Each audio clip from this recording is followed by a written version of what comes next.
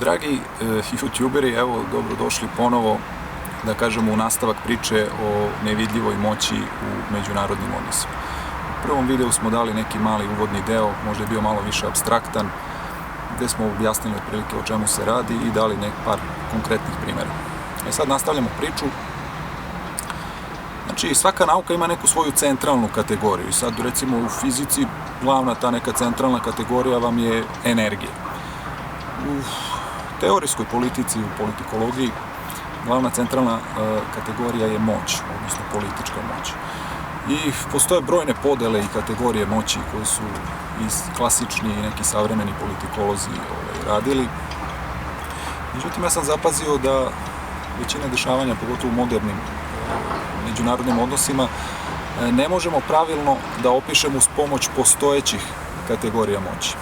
Znači, tu imamo klasične teoretičare kao što su bili Max Weber, Karl Marx, Talcott Parsons, koji su davali raznorazne podele i kategorije. Savremeni politikolozi uglavnom koriste neku podelu profesora Jozefa Naja na tvrdu i meku moć. Međutim, mnogi fenomeni, kao što kažemo, u društvu ne mogu da se objasne uz pomoć svih tih kategorija postojećih. I zato sam ja rešio da predložim akademskoj zajednici jedan nov teorijski analitički koncept koji sam nazvao nevidljiva moć. Ja predlažem da se on uvede u teoriju, pošto on, da kažemo, odavno postoji u nekoj praktičnoj politici i mnogi su i pisali o njemu, ali niko nije napravio sveobuhvatan teorijski koncept. Od nekih, da kažemo, autora možemo da izdvojimo pokojnu profesorku Smilju Avramov, koja je govorila, recimo, o trilateralnoj komisiji. To je jedan aspekt te priče. Od stranih autora imate, ne znam, Leonida Savina, Aleksandra Dugina, koji su govorili o nekim mrežnim ratovima, o tome kako se menjaju parametri društva, pa onda društvo nesvesno prihvata neke stvari koje inače ne bi. Ali, kažem, to su sve neki selektivni i parcijalni delovi i niko nije dao jedan univerzalan i koherentan teorijski analitički koncept. I ja sad to predlažem. I da kažemo sad, da pođemo, recimo, te neke, da kažemo, uslovno, kao definicije nevidljive moći. Nevidljiva moć, to bi bila, da kažemo, neka sposobnost nekog entiteta, znači to može bude država, organizacija ili grupa ljudi, da neprimetno utiče na druge entitete. I to se najčešće radi indirektno, odnosno uz pomoć posrednika. Imate ljude na terenu, odnosno u praksi, koji izvode radove, takozvani izvođače radova, i koji misle da deluju samostalno, odnosno autohtono. I oni se sve vreme ponašaju i misle da su subjekti, a u stvari su oni objekti, jer je impuls došao s polja, jer je neko imao s polja skrivenu nameru, neki centar moći, ali ta namera je maskirana, znači nekim idejama i nekim tehnikama, i uz pomoć tih ideja i tehnika se manipuliše uverenjima ljudi. A vi kad manipulišete uverenjima ljudi, odnosno kad upravljate uverenjima, vi onda indirektno kontrolišete. To je najbolja tehnologija vlasti koju koristi elita da kontroliše, znači, masu i ostalo. Imamo jednog, da kažemo, mislioca koji još 1928. On se zove Edward Bernays, objavio jednu knjigu koja se zove Propaganda. I on je baš tu ciljano govorio o toj proizvodnji pristanka kroz kontrolu uverenja. Jer vi u suštini imate, znači, stvaranje nekih situacija, dakle, iza tih političkih događaja stoji namera, znači, a ne slučajnost, kako se insistira u pojedinim krugovima. I onda kad se stvori situacija, dobija se pristanak. Imate jednog pisca Filipa Dicka koji govori da onaj ko kontroliše značenje reči, taj uprava. Znači, suština priče je da vi ne morate direktno da kontrolišete masu. Vi možete da kontrolišete neke posredne entitete i da kontrolišete njihova uverenja i oni će onako, kao da se tako malo figurativno izrazimo, kao neko stado ovaca da ide baš tamo gde vi želite. Američki bivši državni sekretar Henry Kissinger je govorio da onaj ko želi da kontroliše države, on treba da kontroliše naftu. Onaj ko želi da kontroliše narod, on treba da kontroliše hranu. Vi sad imate, kao što sam rekao, Edward Bernays, koji se inače smatra za kao otac modernog PR-a i ovih spinovanja u medijima, on je baš govorio o toj kontroli uverenja. Dakle, ako je u 19. veku glavni resurs bio recimo ugalj, da tako uslovno kažem, ako u 20. veku glavni resurs bila nafta ili možda čelik ili šta već, mnogi sad govore da je glavni resurs u 21. veku informacija. Međutim, informacija sama po sebi, ona je nešto idejno, ona je neka misao, neka metafizička stvar, nematerijalna stvar. Da kažemo, to je nešto dvodimenzionalni, neki hologram i sam po sebi ne znači ništa. E sad, kad se ta informacija otelotvori, kad se materializuje, ona postane činjenica. Ona postaje nešto što se je poznato kao nekakva objektivna realnost ili stvarnost. Međutim, te činjenice same po sebi nisu, da kažem, bitne i krucijalne. Bitno je onog trenutka kad vi počnete da verujete u činjenicu, to postaje istina. I ta vera, odnosno uverenje, onaj ko kontroliše to uverenje, on samim tim kontroliše vas. Dakle, stvarnost se sama po sebi sastoji od nekih događaja, ali oni toliko nisu bitni, bitan je naš odnos prema tim događajima. I ko uspe da iskontroliše to, on uspe da vas navede na neki put i onda vi imate osjećaj da sami birate, da je to stvar slobodne volje, a u stvari je slobodna volja privilegija jedino jakih. A mali i slabi, oni imaju datosti. Ali oni te datosti očigledno zbog te iluzije i te manipulacije doživljavaju kao slobodnu volju. I tako se najbolje u suštini kontroliše, jer se onda ljudi ne bune, misle da deluju autohtono i samostalno. A u stvari impuls sve vreme dolazi s polja i njima se polako upravlja. E sad, kako se upravljati uverenjima ljudi? Pa, u principu, se to radi kroz značenja reči. Jer mi mnoge stvari podrazumevamo, ali tek kad nazovemo stvari pravim imenom, možemo da shvatimo pravu suštinu. Znači da je značenje reči u suštini ključno. E sad, većina ljudi poznaje ono značenje reči iz rečnika. To je ono koje je u svakodnevnoj upotrebi i to je to neko lingvističko značenje reči. Međutim, političari koriste, da kažemo, jedan licemerni pristup, pošto pored tog lingvističkog značenja koje možemo pronaći u rečniku i koje svi mi podrazumevamo da znamo, postoji ono drugo značenje reči, a to je doktrinarno značenje reči. E sad, jedino ako njega poznajete, onda možete da upoznate pravu suštinu i prava pravila igre u toj nekoj međunarodnoj zajednici, odnosno u međunarodnim odnosima. A ako ne poznajete prava pravila igre, nego ona načelna koja se samo proklamuju, koja su formalno, vi ćete misliti da znate nešto, da ste analizirali neki slučaj, a u stvari ćete vidjeti samo fasadu, nećete vidjeti pravu sliku od te fasade. I većina ljudi u suštini pravi grešku odnosno to ne zna, jer oni u suštini slušaju šta političari govore, a treba da slušaju šta političari žele.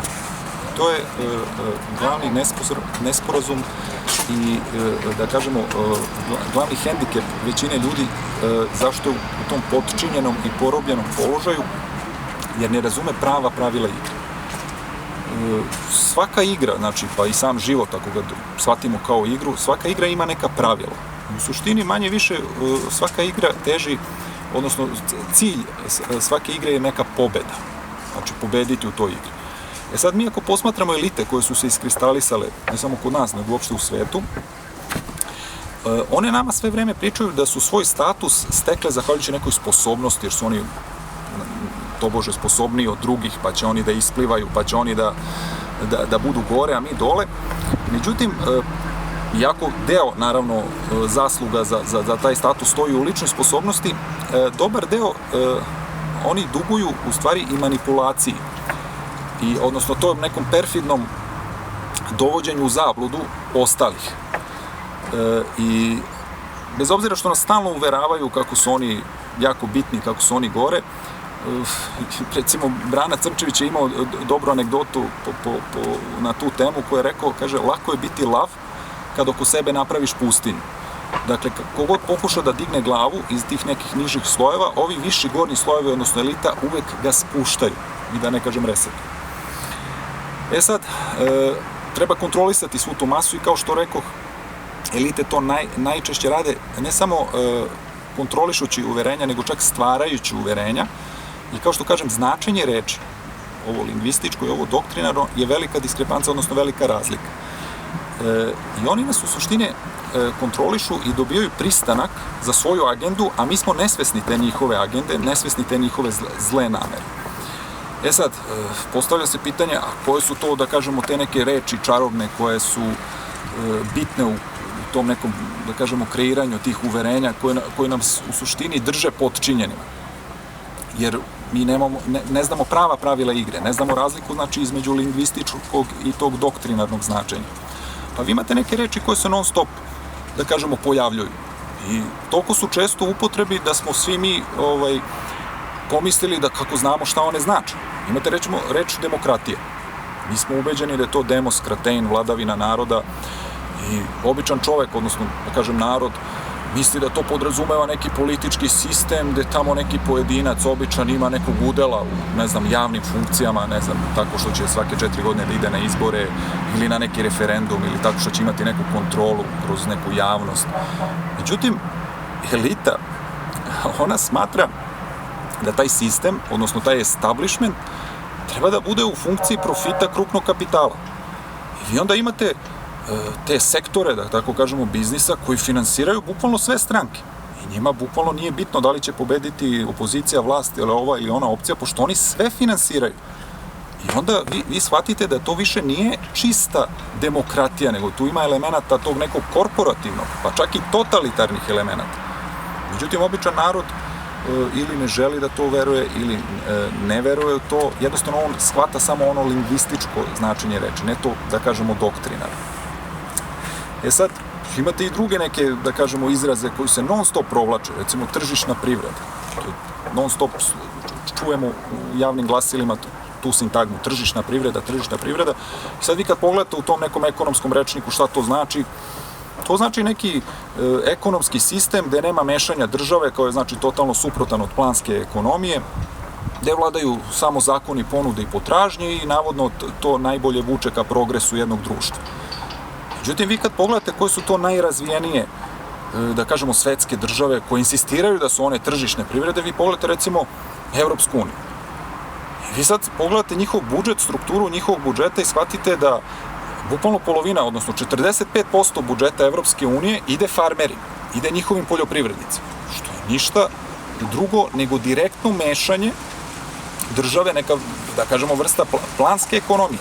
Jer kako će, recimo, jedan francuski farmer koji dobija, recimo, 10.000 evra po hektaru nekih subvencija, znači njega država bukvalno direktno pomaže, to po zakonima i logici tržišne ekonomije ne bi smelo, i tamo neki farmer, ne znam, iz Egipta, koji nema, njegova država ne može da mu pomogne, oni se pojave na svetskoj berzi i sad vi dobijete da je taj francuski farmer koji ima skuplje inpute u proizvodnju od ovog egipatskog, on ima konkurentniju cenu.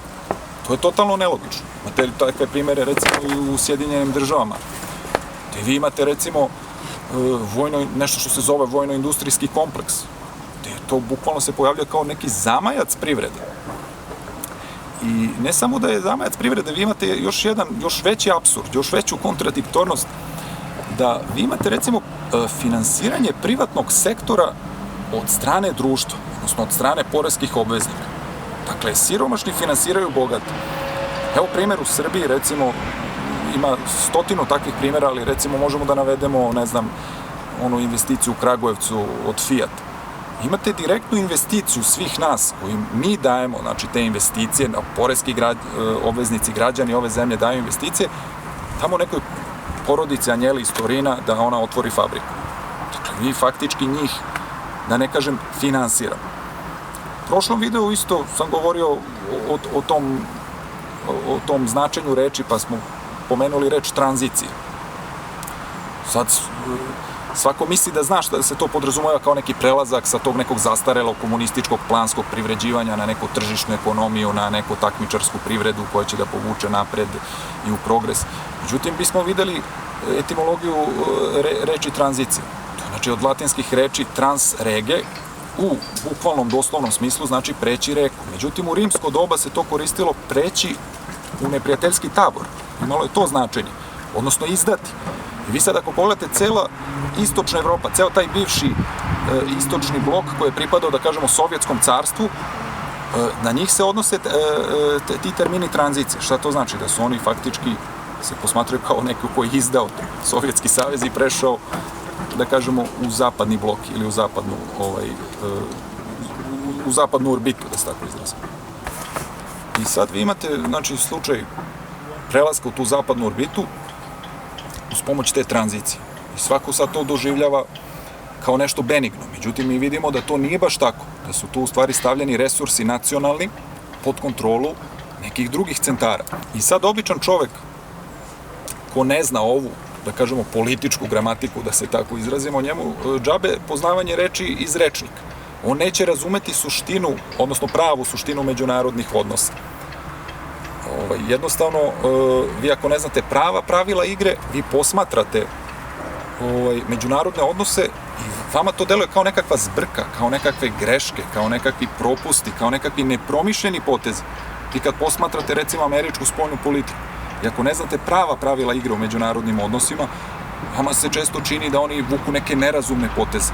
Da jednostavno ti potezi nisu u skladu sa nekim zdravorazumskim načelima.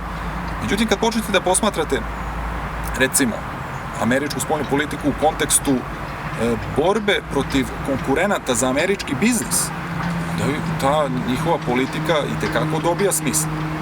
Sad, ja sam to već napomenuo, naša akademska zajednica je nekako inertna i nekako ušuškano nekakvim svojim statusnim privilegijama i ona ne želi da se menja, ne želi da nadograđuje sopstvenu metodologiju, sopstvene koncepte moći i ona prosto insistira, to nije samo slučaj kod nas, nego svud u svetu, da su sva politička dešavanja, svi politički događaji, da su slučajni.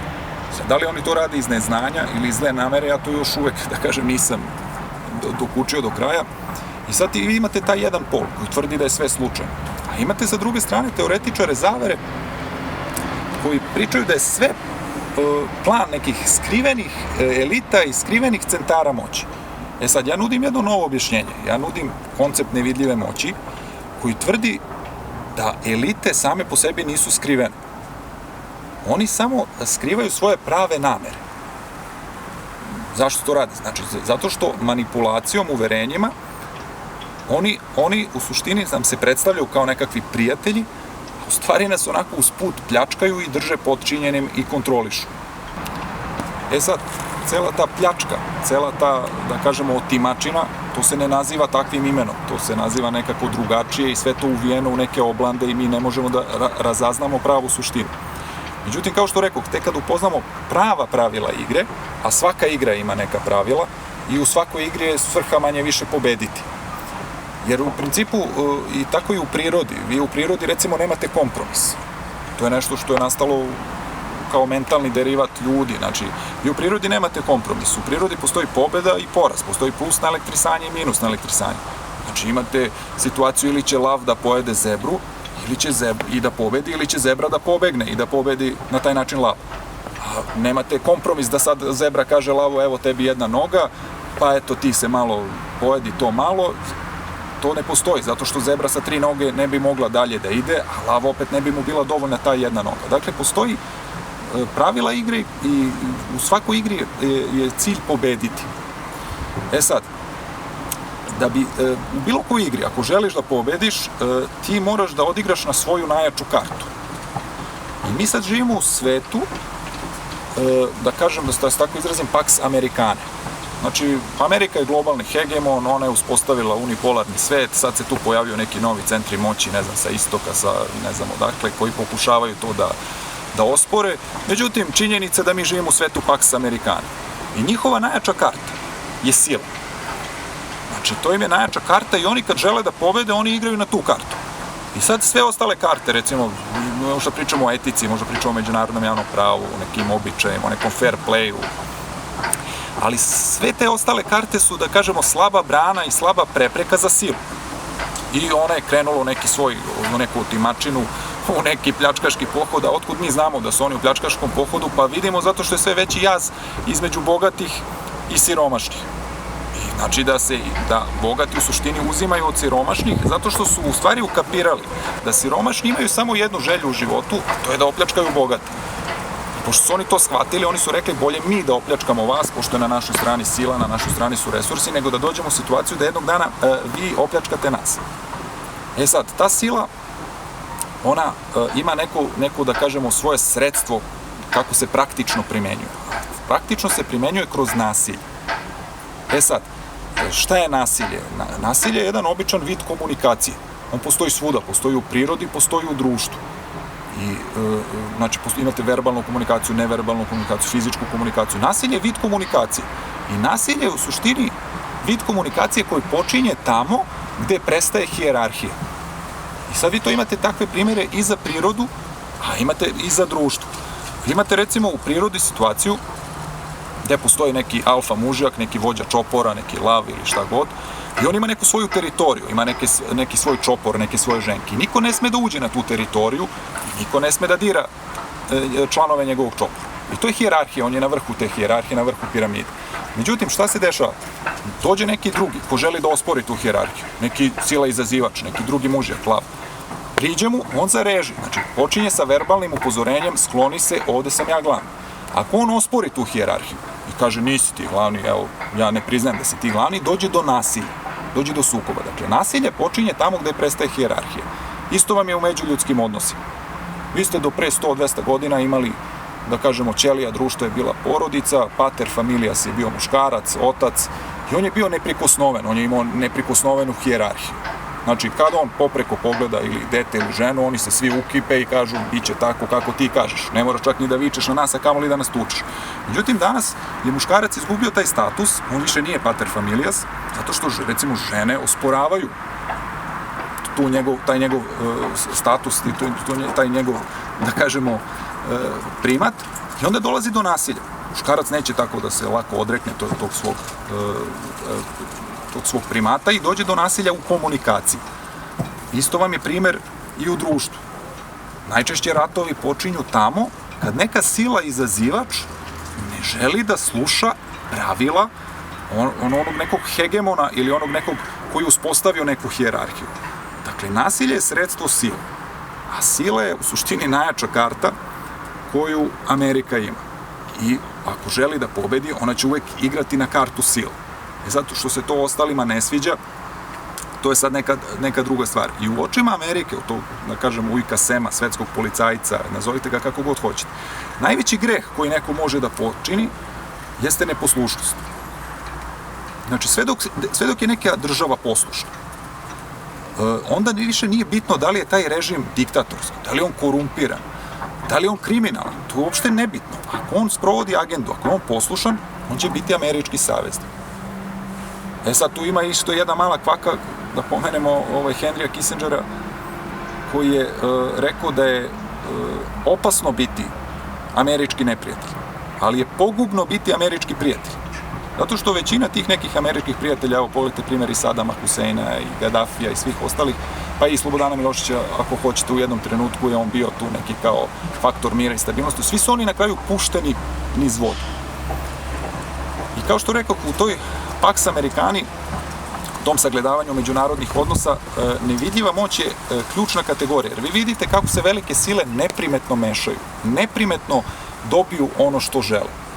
I oni nama kroz značenje reči, kroz upravljanje našim uverenjima, oni nas uče kako je svet, ne znam, podeljen na slobodan, razvijen, demokratski svet i na ove neke ostale koji su diktatorski režimi, koji su bukvalno kao neka raspuštena banda koja ide okolo i pravi probleme. Tako nas uči. A u stvari nas struka uči da u svim istorijskim epohama, pa uključujući i ovu, je međunarodna zajednica, su međunarodni odnosi bili bazirani tako što ste imali imperiju, imali ste njene saveznike, odnosno vazale, imali ste varvare koji su bili totalni otpadnici, imali ste sile izazivače koji su jednostavno osporavali i bili nepokoreni. I sad ova današnja imperija, ova Pax Americana, ona je u suštini, da tako kažem, nastala iz jedne druge imperije, po mom mišljenju iz imperije Velike Britanije. A to se isto ne uči i to nećete nigde sresti u nekim, da kažemo, skolastičkim udžbenicima i ostalo, da je Velika Britanija u suštini bila najveće carstvo ikada koje je postojalo u istoriji, poznatoj istoriji čovečanstva. Ona se prostirala na 42 miliona kilometara kvadratnih. Međutim, da napravimo samo jednu paralelu, Sovjetski savez, odnosno SSSR, u svom vrhuncu imao 22 miliona kvadratna kilometra. Dakle, oni su bili skoro duplo veći od Sovjetskog saveza. I sad oni nas uče u zvaničnoj istoriji da ta Britanska imperija više ne postoji. Eto, postojala u 19. veku i onda, ne znam, u Prvom svetskom ratu su načeli svoju moć i onda posle Drugog svjetskog rata su oni izgubili kolonije i oni više ne postoje. Međutim, nije to baš tako. Mi kad posmatramo poteze Amerike, mi vidimo da oni uvek idu u sadejstvu sa Velikom Britanijom. Čak se usuđujem da kažem da je mozak u Londonu, a mišići su u Vašingtonu. Dakle, mi možemo da govorimo o nekoj anglo-američkoj, da kažemo, imperiji. I sad, zanimljivo je da u poslednjih 500 godina jedina zemlja koja u poslednjih 500 godina nije imala ni jedan unutrašnji sukob, jedan građanski rat, je upravo Velika Britanija. Poslednji put je to bilo 1500 neke, za vreme Olivera Cromwella, kad je on tamo svrgao nekog kralja. To je poslednji put kad su oni imali neki unutrašnji sukob. Zašto oni su uspeli da unutrašnju eksploataciju, koja se javlja prirodno između društvenih slojeva i klasa, prebace s polja. I umesto da otimaju od sopstvenog naroda, oni su počeli da otimaju od drugih. A pri tome su bili izolovani, bili su ostrvo, niko nije mogao da ih osvoji. To je isto jedina država koja već 1000 godina nije osvojena. Poslednji osvajači koji su kročili na tlo ostrva Velike Britanije bili su Normani, 1066. Znači oni su 1000 godina nepokoreni i 500 godina nemaju unutrašnji sukob. I zato su ulagali u nauku, ulagali su u vojsku i počeli su, kažem, došli su do toga u 19. veku, na vrhuncu su imali 42 odnosno ne u 19. pardon, u 18. veku 42 miliona kilometara kvadratnih. Prvi koji je hteo da ospori, i zato je došlo do nasilja jer je osporio tu hijerarhiju, prvi koji su hteli da ospore tu njihovu Pax Britannicu bili su Španci. Međutim, došlo je do tog čuvenog sukoba pomorskog kad su im Britanci potopili njihovu armadu i kad je katolička Španija u suštini tu izgubila i morala da se povuče. Međutim, Englezi su se tu jedva provukli. Oni su malo zahvaljujući sreći i naravno i sposobnosti i snazi, ali su se jedva provukli jer su sami branili tron. Onda su shvatili i taj obrazac su počeli da primenjuju i taj obrazac postoji do dana današnjeg da nema potrebe da sami brane tron, jer svi žele da skinu onog sa trona. Sledeći koji je hteo da ospori tron bio je Napoleon. On je hteo da uvede hegemoniju u Evropi. Međutim, Englezi su sad počeli da uvode nešto što se zove ravnoteža snaga, gde su oni huškali sve ostale na onog najjačeg koji je bio pretendent da postane hegemon. I onda dok su Prusi i Rusi i svi ostali narodi i Austrougar i Italijani krvarili protiv Napoleona, Englezi su se pojavili na kraju i pobedili ga u čuvanoj bici kod Waterloo. I onda su ga tamo oterali na Sveto Jeleno ostrvo i jednostavno su se rešili, znači, sledećeg izazivača njihove globalne hegemonije. Posle toga došli su Nemci. Takođe su se 2 puta tukli sa Nemcima, ali ne sami, nego uz pomoć drugih. Dakle, to je taj obrazac. Pusti druge da ginu za tvoje interese. Znači, Nemci nisu mogli da ne okutiraju iz jednog udarca, nego su morali 2 puta da se tuku s njima, preko drugih, kao što rekao. Onda su došli Rusi, nastoje hladni rat. Onda su i njih savladali. Evo sad imamo novog pretendenta na globalnu hegemoniju, Kinu. I sada, ako je verovati tom obrazcu koji su primenjivali u prošlosti, oni će sada i sa Kinezima naći nekog ko će da se bori protiv njih, nekog dovoljno, da kažem, dovoljno ravnopravno i osporit će im njihovu želju da postanu oni broj 1 lider u svetu, iako su Kinezi izjavili da do 2050. planiraju da postanu najjača svetska ekonomija i samim tim najjača svetska sila. Moja neka predikcija da će, kao što su iskoristili Nemce, recimo, od smrtnog neprijatelja, Nemci su postali saveznici u borbi protiv Rusa. Nije isključeno da se Rusi izvuku iz ovog trenutnog saveza sa Kinom, ne bi li se ta zapadna civilizacija suprotstavila Kinezima. Ili moguće da će ići na drugu stranu preko Commonwealtha, znači preko Indije, ili preko, vidimo, nemire u Hong Kongu sada. Znači, moguće da će preko tih nekih entiteta pokušati da sapletu Kinu i da očuvaju ovu Pax Americanu. Amerika u suštini nastala kao globalna sila, ona je ušla u 20. vek, sve do 1900. Englezi su bili ubedljivo najjači. Imali su i najjaču ekonomiju, i najjaču mornaricu, i najjaču vojsku, i kažem, i najviše teritorije i svega. Međutim, Amerikanci su 1910. znači par godina pred izbijanje Prvog svetskog rata, došli do toga da kontrolišu, odnosno da imaju udeo od 30% u svetskoj ekonomiji. I onda su pojedinačno gledano bili najjači. Međutim, ja SAD doživljavam kao neku ćerku firmu britansku. Došao je Drugi svetski rat. Svi su bili u zgarištu, svi su bili u pepelu I odjednom sa 30% udela u svetskoj ekonomiji Sjedinjene Američke Države su se popele na bukvalno polovinu. 49% su imali 1945. udeo u svetskoj privredi sa samo 6% stanovništva. Mi danas u ovom trenutku imamo SAD koji ima negde oko 25% udela. Dakle, nesporna hegemonija. Oni imaju 20 triliona dolara vrednu ekonomiju. Sljedeća ekonomija na toj lestvici je kineska sa 15. Međutim, ako vi dodate saveznike SAD-a, kao što su Nemci koji imaju 4, pa ne znam, Britanci koji imaju 3, pa ne znam, Japanci koji imaju 5, dovoljno samo tih par saveznika, odnosno vazala, da iskoristimo pravi termin, i vi ćete doći do toga da su Sjedinjene Države bukvalno duplo jače od Kine. Oni su, znači, vojno gledano neprikosnoveni. Jedina sila koja ima preko 20 nosača aviona. Kinezi imaju 2, sad prave 3, Rusi imaju 1. Ovi ostali su, da kažemo, sa tog stanovišta uopšte ne treba ih računati. Znači, vojni budžet SAD-a je veći nego 8 ostalih kad se uzmu sledećih, kad se saberu. Znači, sa vojne strane su neprikosnoveni. Oni imaju 700 vojnih baza u 144 zemlje sveta. Dakle, oni su u pravom smislu te reči imperiji. I oni imaju svoje saveznike, svoje vazale. Međutim, vi vazale morate da kontrolišete. Vi njih puštate da se... Oni imaju neke državne i trgovinske povlastice, ali oni su dužni da daju tribut vladaru i dužni su da daju vojsku vladaru kad vladar ide u neki pohod. I to se i dešava. Imate, recimo, najpoznatije vazale Japan i Nemačku. Vi ste u Nemačkoj do 1990. godine imali 400.000 vojnika NATO pakta, od toga su 200.000 bili Amerikanci. Dakle, oni su bukvalno po nekom vrstom poluokupacije. Onda su tamo 2006. taj broj smanjili na 75.000, pa su međuvremeno taj broj još smanjivo. Danas imate negde oko 40.000 američkih vojnika u Nemačkoj. Imate situaciju, danas je sve drugačije nego što je nekada bilo, odnosno drugačije se naziva. Nekada su tribut imperiji, odnosno vladaru, plaćali direktno, uzmete džak dukata, odnesete i kažete čuk dukate, kažete ovo je za vas. A vi danas imate drugačiju situaciju. Vi ste decenijama imali, recimo, General Motors koji je bio najveći svetski proizvođač automobila. Pa je onda u jednom trenutku njega Toyota sustigla. Pa se onda desio neki kao navodno skandal sa Toyotom. Pa je onda u međuvremenu sa 3. mesta se pojavio Volkswagen koji je pretekao i Toyotu i General Motors. I baš u trenutku kad je Volkswagen postao najveći svetski proizvođač automobila, dešava se neka afera sa izduvnim gasovima i dolazi do toga da su Nemci neke silne milijarde trebali da otplate kao navodno američkim potrošačima. To je po meni samo drugo maska za to plaćanje tog tributa vazalskog. I naravno, u toj podeli oni su još i dobro prošli, jer oni, bez obzira što su politički patuljak, oni su ekonomski džin. I bolje je biti vazal nego varvari. I ja kažem, svi naši problemi, nas, države Srbije, su proistekli iz toga što mi imamo status varvara u tom nekom, da kažem, uslovno novom svetskom poretku.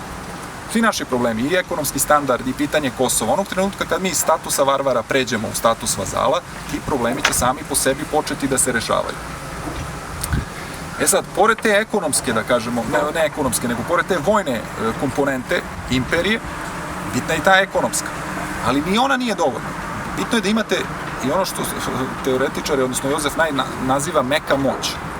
Dakle, kad vi dobrovoljno sledite neke obrasce, neke primere, neke vrednosti, svi žele da žive u demokratiji, svi žele, ne znam, da piju Coca-Colu, da idu u McDonald's, da gledaju hollywoodske filmove. Oni to dobrovoljno rade. Svi žele ljudska prava. Znači, jednostavno, Amerika je jedna univerzalna imperija, hteli mi to da priznamo ili ne. I bilo bi dobro za nas kao narod i za nas kao državu da se prilagodimo i da probamo da iz statusa varvara pređemo u status vazala. Time ćemo osigurati neki progres. Ako nastavimo da budemo varvari, to će nas odvesti u nove sukobe, a znamo da varvari služe da se s njima ratuje, da im se otimaju resursi i da budu robovi. Kad pogledate platu Srbije, one služe bukvalno samo da se prehranite. Znači, mi smo neka vrsta polurobova. Znači, sa nama je već ratovano, znamo za intervencije sve koje su bile protiv nas. O resursima neću ni da govorim, svi su oni manje više sad pod stranom upravom i pod stranom kontrolom. Dakle, mi kao država i kao narod treba da težimo da se izdignemo iz tog varvarskog statusa.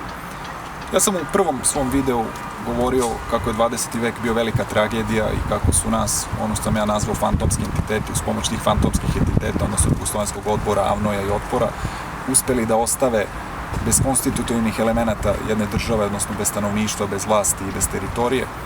I mi smo evo sad u 21. veku poluokupirani, neka vrsta državnog provizorijuma.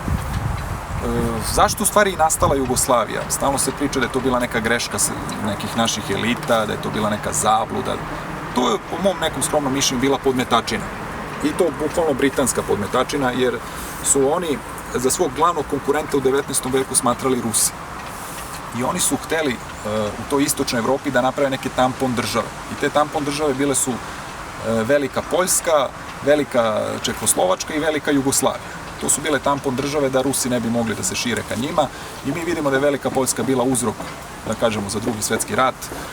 Čehoslovačka takođe veštačka tvorevina, ona da nije veštačka ne bi nestala, a u Jugoslaviji već je mnogo toga i rečeno. E sad, to je bila greška naša što smo to dozvolili da nam to podmetnu, da nas prevare. Međutim, mi imamo taj problem što smo mi kroz istoriju stalno u statusu varvara. Mi smo pod Turcima plaćali nekakav desetak, plaćali smo nekakav danak u krvi. I danas plaćamo, možemo da napravimo analogiju za tako nešto. Ako smo ranije plaćali Turcima desetak, mi sada imamo situaciju da su naše elite odlučile pre par godina da uzmu 10% od penzija, ne bili mogli da otplate kredite strane MMF-u. To je neka vrsta desetka. Nekad ste imali danak u krvi tako što dođu neki strani osvajači sa nekim bičevima i sabljama i teraju radno sposobno i vojno sposobno stanovništvo da ide da radi i da izgrađuje njihove nacije. Vi to imate i danas. Vi 50.000 radno i vojno i reproduktivno sposobnih ljudi svake godine ode iz zemlje. To je neka vrsta danka u krvi. I mi smo, kažem, non stop u istoriji gledano, non stop u tom statusu varvar. To trebamo da naučimo da nadiđemo. Međutim, kao što neka nezrela ličnost koja se nije dovoljno socijalizovala, ona zna šta neće, a ne zna šta hoće. I onda ona stalno nešto kritikuje, tako i mi kao narod. Mi retko kad znamo šta hoćemo. Mi smo stalno protiv nečega. Mi smo, ne znam, i kad smo menjali Slobodana Miloševića, mi smo svi u suštini bili protiv Slobe. Niko nije ni znao za Vojislava Koštunicu. Posle kad je bio sukob između DS-a i SNS-a, kad je SNS došao na vlast, niko nije bio toliko za SNS koliko su svi bili protiv žutih. Bojim se da će i ovaj put, kad se ovaj režim bude menjao, da se primeni taj mentalitet našeg naroda, taj neki refleks otpora koji se razvio, da tako kažemo, za vreme Turaka, jer nismo dovoljno socijalizovani, nikad nismo javno učestvovali u nekim institucijama, u nekom formalnom institucionalnoj borbi, nego smo uvek ćutili, trpali i onda onako nezrelo znali protiv čega smo, a nismo znali zašto smo. I zato smo mi u stvari pogodno tlo da nam se raznorazne podmetačine podmeću. Pomenuo sam već te fantomske entitete. Međutim, nisu oni jedini. Postoje recimo još jedna podmetačina koja je karakteristična i koja je obeležila poslednjih, boga mi, 150 godina, a to je neka priča o nekoj neutralnosti. Prvi put se ta priča pomenula 1881. kada je kralj Milan potpisivao neku tajnu konvenciju gde smo mi trebali u suštini da budemo neutralni i da ne sklapamo nikakve, to je bio jedna tajna odredba te konvencije, da ne sklapamo nikakve saveze sa drugima i da nećemo da imamo pretenzije ka zapadu, odnosno se širimo ka Bosni, odnosno zapadno od Drine i severno od Dunava. I za uzvrat kralj Milan je, ne znam, dobio titulu kralja, dobio železničku prugu, dobio nešto ostalo. I to je prvi put kad nam je podmetnuta ta priča kao nemojte vi budite neutralni. Šta to faktički znači? Ako vi faktički nekog kontrolišete, a formalno mu branite da pravi saveze sa drugima, to znači da ste vi njega u stvari uzeli u svoj savez. Sledeća priča u toj nekoj, ja je zovem lažna neutralnost, desila se sa pokretom nesvrstanih.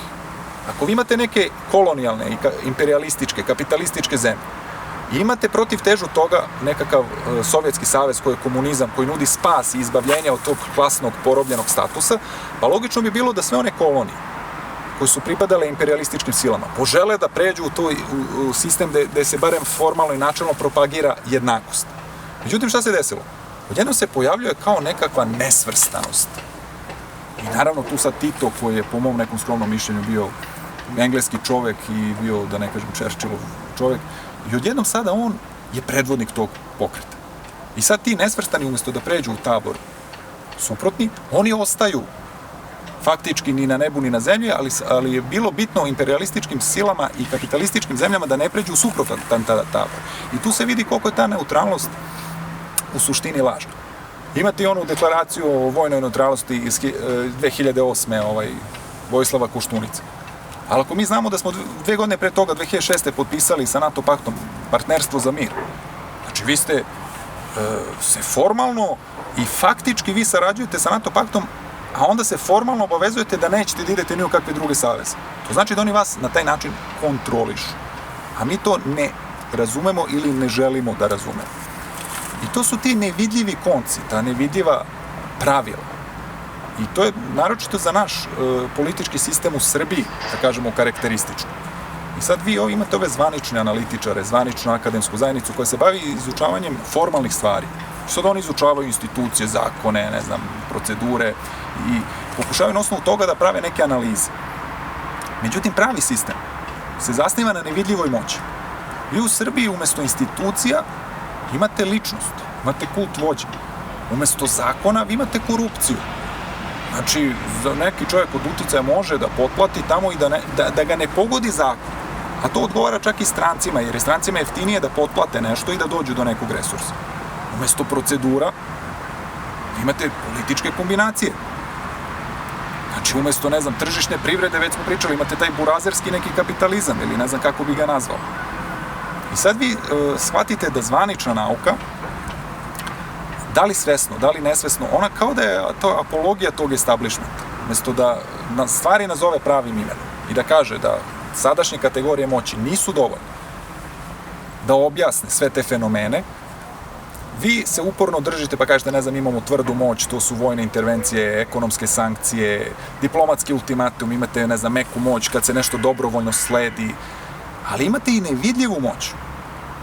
Znači, to vam je princip gde se sakriva prava namera koja je zla. I vi imate onda situaciju da je nevidljiva moć neki hibridni oblik između tvrde i meke moći.